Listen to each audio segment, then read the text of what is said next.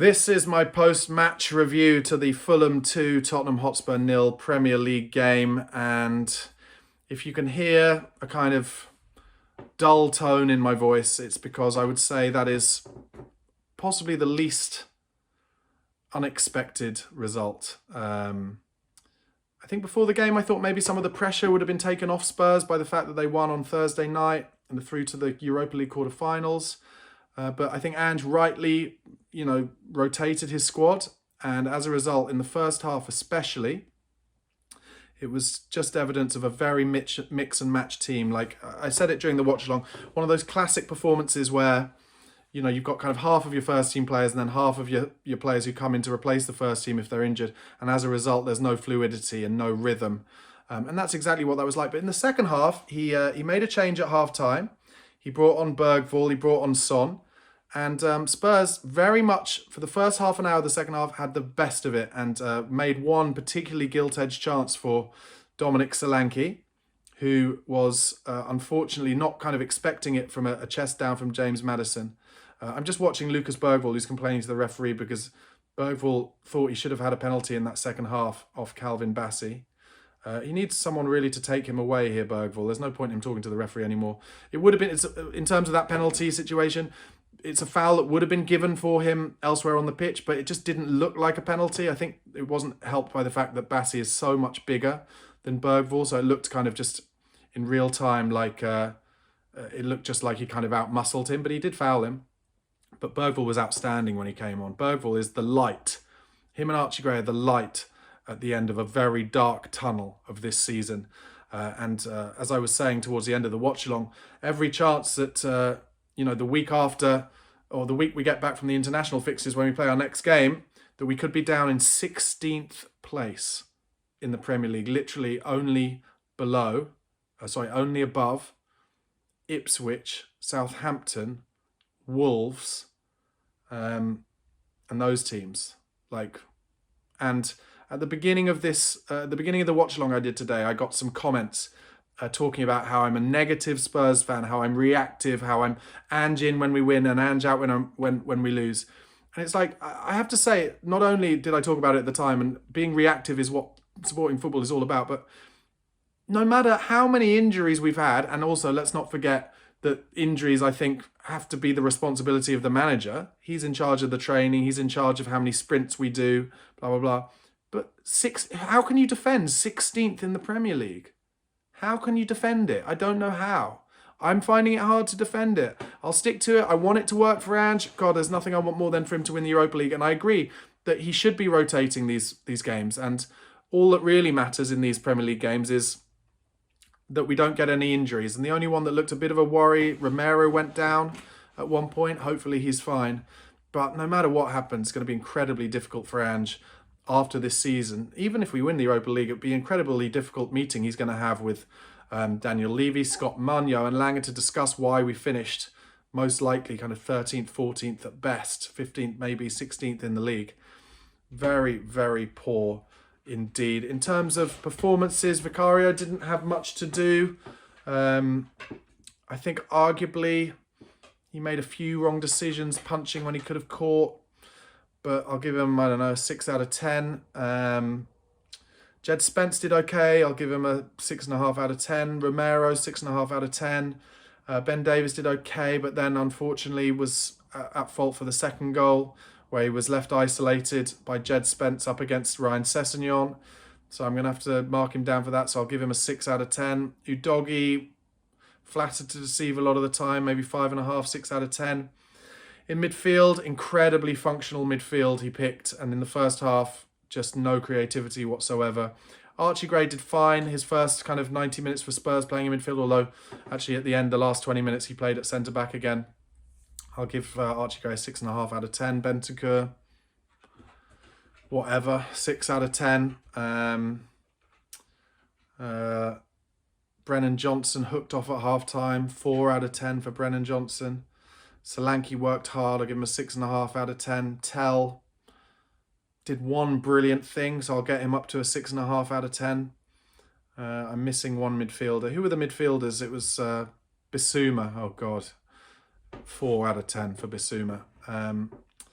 So all in all, just, a kind of classic poor Tottenham away defeat that we've seen so many times this season.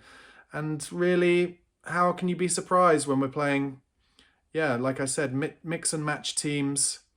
Um, half the first team, the rest of the players made up of players who are kind of squad players. No rhythm, no balance. It was better in the second half. We did pick up. We should have scored. And I think if we'd had scored the first goal, then I think we would have won that game. But we didn't. And by that point, he'd taken Romero off because he's worried about his injury or getting re-injured.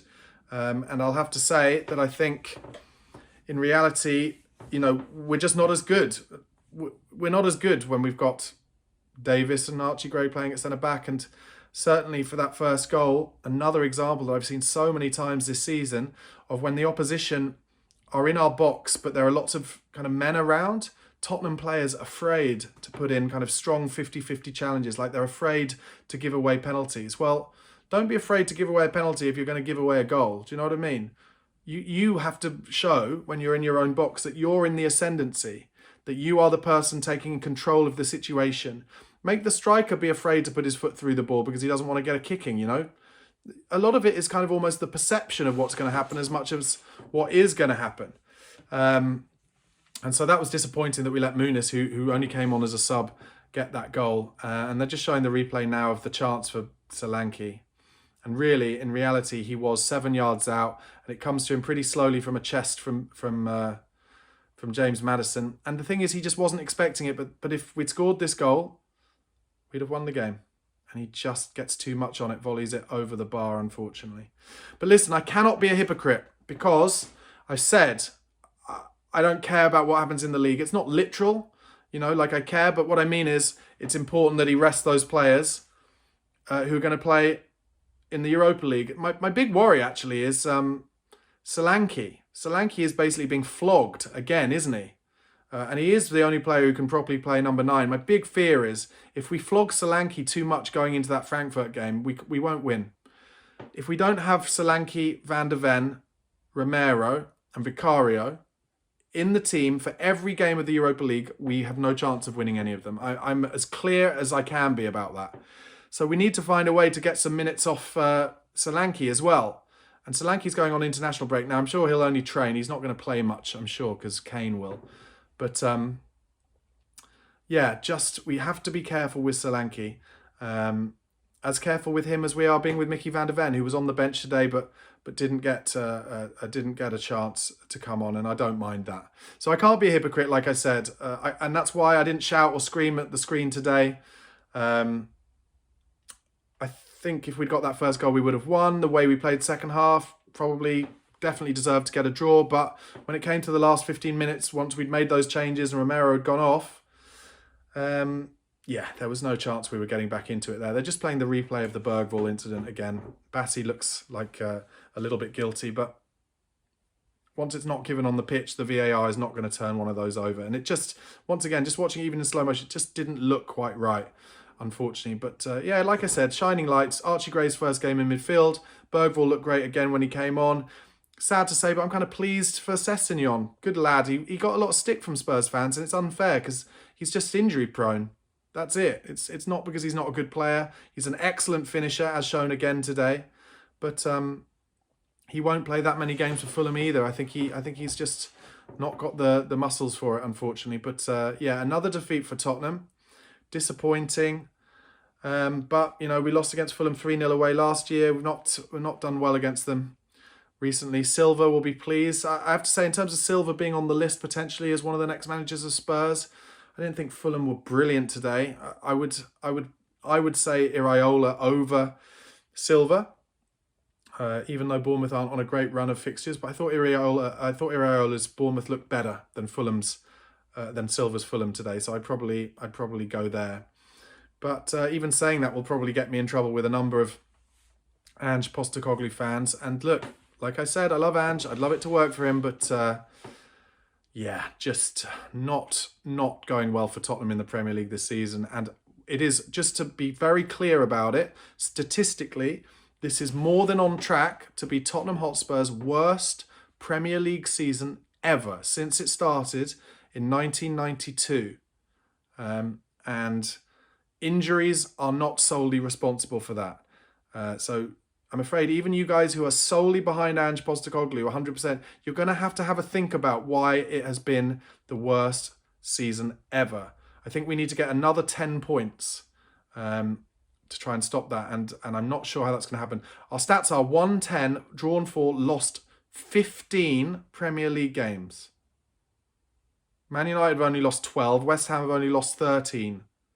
So it's Southampton, Leicester, Ipswich and Wolves, and very possibly after the next round of games, we will be in 16th with only Wolves, Ipswich, Leicester and Southampton behind us. And I'm afraid, as much as I love Ange Postecoglou and as much as I respect your love for Ange Postecoglou, there's no coming back from that.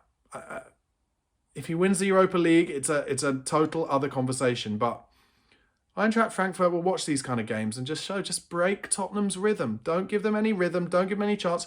You will score a goal. And yeah, so the chance of winning the Europa League, not great. Anyway, that's been my instant match reaction. Thank you so much for watching. Do give the video a like. Press subscribe on the channel if you haven't already. Come on, you Spurs.